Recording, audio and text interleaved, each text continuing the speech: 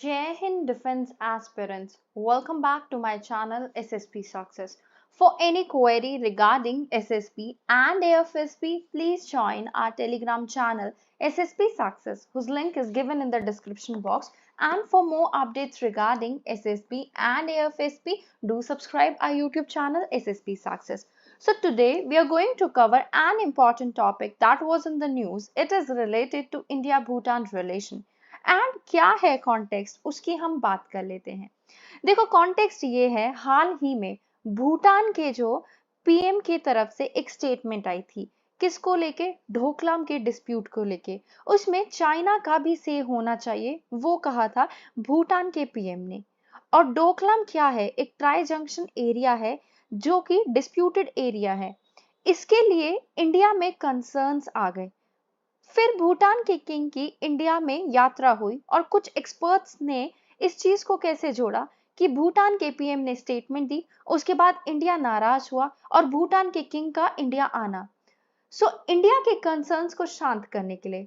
और अब कुछ एक्सपर्ट्स का यह भी कहना है कि भूटान के किंग का आना भूटान के पीएम के स्टेटमेंट के साथ जोड़कर नहीं देखा जा सकता। वैसे भी इंडिया और भूटान के बीच में टाइम टू टाइम पर हाई लेवल विजिट होती रहती है। जैसे 2014 में पीएम मोदी ने पीएम बनने के बाद भूटान की यात्रा की थी। सो अगर हम देखें तो हमारा कॉन्टेक्स्ट क्या है कि अभी जो भूटान के किंग है जिग्मे खेसर नामग्याल वांगचुक, उन्होंने विजिट किया न्यू दिल्ली और अनाउंस किए a number of measures so that neighbour development plans को क्या किया जा सके, सपोर्ट किया जा सके। अगर हम देखें कि जो भूटान है वो इंडिया का सिर्फ एक नेबरिंग कंट्री नहीं है, बहुत इंपॉर्टेंट कंट्री है एंड स्ट्रैटेजिक कंट्री भी है, जो बॉर्डर शेयर करती है कितना, समवॉट अराउंड 600 किलोमीटर बॉर्डर। अगर हम देखें तो भूटान एक बफर स्टेट की तरह भी काम करता है इंडिया एंड चाइना के बीच में। ठीक है, देखो बफर स्टेट एज इन दो कंट्रीज के बीच में, जो बीच में कोई स्टेट आती है, यहाँ पे स्टेट का मतलब कंट्री से हम रिलेट कर रहे हैं। ठीक है, और इंडिया और भूटान के बीच में तो फ्रेंडशिप ट्रीटी भी है। भूटान की फॉरेन पॉलिसी, कम्युनिकेशन, मिलिट्री, इन सब का रख रखाव इंडिया के पास है। इंडिया लाइक इंडिपेंडेंस के बाद से ही इंडिया और भूटान के डेवलपमेंट बहुत बड़ा रोल प्ले किया है इंडिया ने।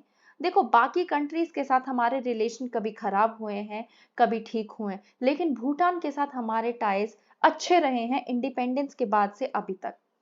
अगर हम देखें जो 1958 में क्या हुआ था, 1958 में जवाहरलाल नेहरू जी गए थे भूटान की विजिट पर। 1964 में फिर से गए थे और इंडिया के भूटान के इंटरेस्ट काफी लिंक्ड है, बिकॉज भूटान को चाइना से खतरा है और कहीं ना कहीं इंडिया के भी कंसर्न्स है, किससे, चाइना से। सो इस प्रकार से दोनों के कंसर्न सेम कंट्री से हैं। जैसे कि हमें पता है जिस प्रकार से चाइना सभी छोटे छोटे कंट्रीज को अपने साइड कर लेता है। ओके, सो जिन छोटे छोटे कंट्रीज को अपने साइड कर लेता है, सो इस वजह से किस चीज का लालच देकर, इंफ्रास्ट्रक्चर और पैसों का। सो भूटान कहीं उन्हीं देशों के रास्तों पर चलना जाए, ये इंडिया का कंसर्न है। देखो भूटान सबसे ज्यादा इंपॉर्टेंट रोल प्ले करता है इंडिया के लिए। क्यों? बिकॉज वो सबसे ज्यादा इंपोर्ट करता है इंडिया से। और हाइड्रो इलेक्ट्रिसिटी का जो पोटेंशियल है ना, अगर हम देखें हाइड्रो इलेक्ट्रिसिटी का पोटेंशियल उनका मेन सोर्स ऑफ रेवेन्यू है। जैसे नदियों से जो पानी गिरता है, हाइड्रो इलेक्ट्रिक पावर को जनरेट करता है, जो पावर है उसको भूटान को रियलाइज करा सके, और ये इंडिया कराता भी है। और इंपोर्ट करने के एग्रीमेंट भी भूटान इंडिया के साथ ही करता है। और भूटान के लिए hydro electricity one of the major source of revenue है। उसके बाद दूसरे देखो ये क्या हो रहा है कि दो इंटरव्यूअर मिलके एक दूसरे के कंसर्न्स लाइक एक दूसरे का पर्सपेक्टिव जान रहे हैं। तो ये पहले एक इंटरव्यूअर के पर्सपेक्टिव था। अब जो दूसरे इंटरव्यूअर थे उन्होंने ये कहा कि 17th सेंचुरी से ही अगर हम देखें, भूटान ने अपने आप को तिब्बत से अलग आइडेंटिफाई किया है। तो इंडिया भूटान को तिब्बत की तरह नहीं दे सकता। पहले क्या होता था, देखो पहले बुद्धिस्ट थियोक्रेसी जो है वो फॉलो होती थी। बुद्धिस्ट थियोक्रेसी का मतलब क्या है, मतलब वहां पर जो बुद्धिस्ट थे उनके हाथ में पॉलिटिकल पावर थी। और अब कॉन्स्टिट्यूशनल मोनार्की है भूटान पर, किंग है, उनका रोल है, इलेक्शन भी होते हैं, बिकॉज वहां पर पीएम भी है। और थियोक्रेसी अभी के टाइम पर वहां पर नहीं है। अब इसके बाद क्या होता है, देखो अब इसके बाद ये है कि हम देख पा रहे हैं कि अब इसके बाद का ये व्यू पॉइंट निकल के आया पिछले कुछ दिनों से, या कुछ भूटान के कुछ सालों से कह सकते हैं, चाइना के साथ बातचीत हो रही है। लेकिन जिस प्रकार से भूटान चाइना से बातचीत कर रहा है वो इंडिया के लिए इंपॉर्टेंट इशू है, बिकॉज इशू ढोकलाम को लेके है। अगर हम देखें इशू ढोकलाम को लेके है तो हमें ये भी पता है कि ढोकलाम एक ट्राई जंक्शन पॉइंट है, ठीक है। और ट्राई जंक्शन पॉइंट के पास अपना क्या है, सिलीगुड़ी कॉरिडोर, जिसको हम चिकन नेक कॉरिडोर भी कहते हैं।